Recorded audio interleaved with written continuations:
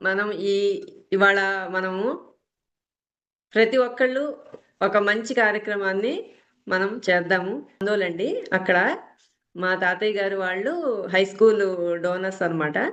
అయితే తర్వాత మా తాతయ్య గారి తర్వాత మా నాన్నగారు దానికి అన్నీ చేస్తూ వస్తున్నారక్కడ. దానికి కావాల్సినయి ఏమేం కావాలి, క్లాస్ రూమ్స్ గానీ, లేతే హై స్కూల్ గానీ వాటి గురించన్నా మొత్తం మా నాన్నగారు చూసుకుంటున్నారు.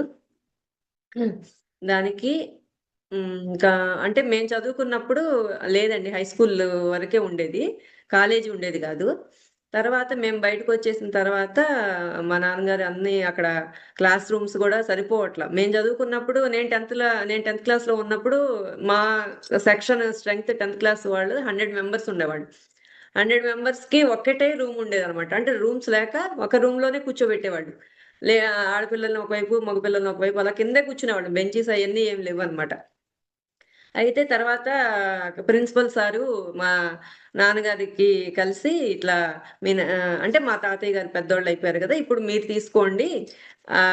అదంతా మీరే చూసుకోవాలి అని కొంచెం రూమ్స్ గూడా తక్కువున్నాయి అనేసరికి తర్వాత మా నాన్నగారు కొన్ని రూమ్స్ కట్టించడం జరిగింది. ఇట్లా అందరిని డొనేషన్స్ అయి కలెక్ట్ చేసి అట్లా కొంచెం. తర్వాత హై స్కూల్ గూడా అయిపోయిన హై స్కూల్ అంతవరకే ఉండేది. కాలేజీ ఏమి లేవనమాట. తర్వాత కాలేజీ గూడా అక్కడే కన్‌స్ట్రక్షన్ చేయటం జరిగింది. అవి ఎట్లా చేశారు ఏంటనేది వారి మాటల్లో తెలుసుకుందాం. అందరిలో భగవంతుడనేవాడు ఉన్నాడు. మనందరిలో భగవంతుడనేవాడు ఉన్నాడు.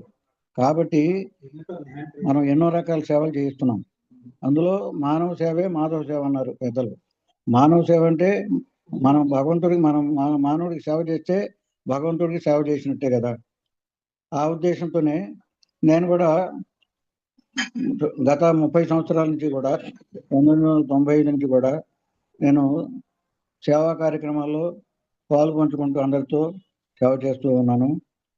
ఇప్పుడు 1900 నుంచి ఈ 4 సంవత్సరాలు వాళ్ళకి ఏదన్నా మనం డొనేషన్ లాగా ఏదన్నా కొంచెం ఆర్థికంగా హెల్ప్ చేస్తే వాళ్ళు బాగా చదువుకొని మంచి ఉద్యోగాలు చేసుకుంటూ వాళ్ళు ఇంకా కొంతమంది మనం చేసిన స్ఫూర్తి తీసుకునే వాళ్ళు ఇంకా కొంతమందికి వాళ్ళు ఫీజులు కట్టి చదివించడం కూడా జరుగుతుందనే ఉద్దేశం మాకు మనసులో కలిగింది.